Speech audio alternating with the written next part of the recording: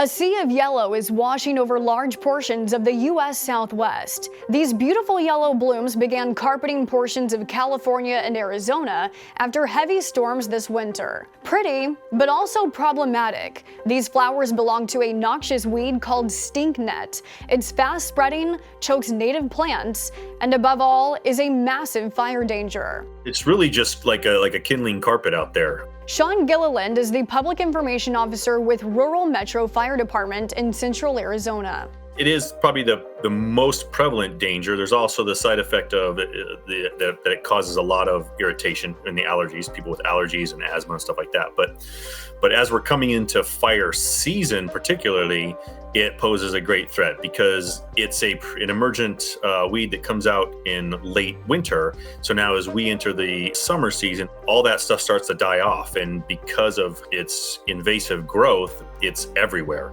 And so now you have a whole new source of fire fuel across the desert floor. Stinknet is not native to the U.S. It was first found in Southern California in 1981, possibly carried over from South Africa or Australia. It was detected in the Phoenix area in 1997. It moves along road corridors. We think that it can be picked up on vehicles or just on people's clothing as they get in and out of vehicles. So it's very likely that our plants got here from Southern California, from the infestation there.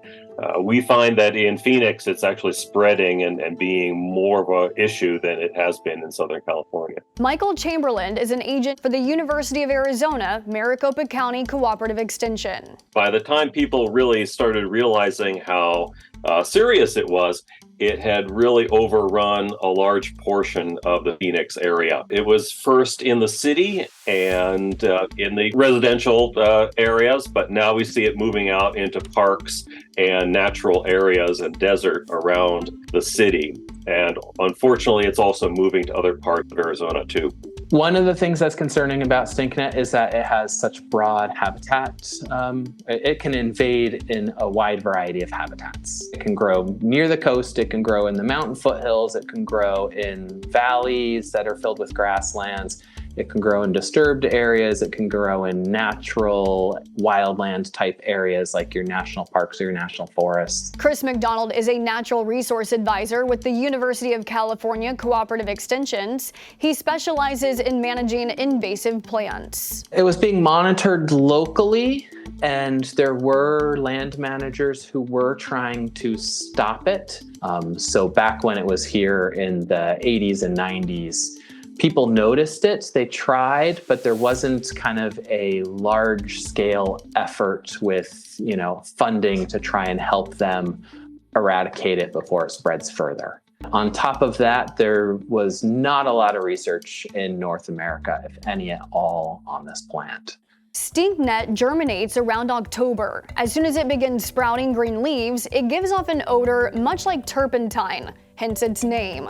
In winter, it blooms into yellow orbs that contain hundreds of seeds. Once the plants dry out at the beginning of the summer, they become a ticking time bomb. The unfortunate thing is we're getting early monsoon type activity, so dry lightning or lightning with just a very minimal amount of water or rain associated with it. So that becomes, again, another hazard that we'll be facing. There are several organizations starting at the federal level, the state level, the county level, and the city level that deal with problems with invasive fire type plants that can cause the spread of forest fires. Scottsdale City Councilwoman Betty Janik says the state is throwing money at the invasive weed swallowing the Sonoran Desert. In the past year and a half, we've gotten $350,000 from what's the DFFM, which is the Forestry and Fire Management Invasive Plant Program. And then we also got another $192,000 just in January to get rid of invasive plants. But Janik says getting rid of the plants might come down to using harsh chemicals, something she knows her constituents won't be happy about. I know they will be upset because we have a very, very active community in Scottsdale, and we've already had some criticism for using herbicides, and we've had quite a few complaints about the use of Roundup, asking us if we can find another way to do it. And the other problem with all of the approaches, they will destroy any plants that come in contact with the herbicide, etc. So it is a problem. It is a problem. a problem that needs to be addressed before spreading to more parts of the U.S. Thanks for watching. We know that Americans' trust in media is near an all-time low. That is why Straight Arrow News is on a mission to bring you unbiased, fact-based reporting.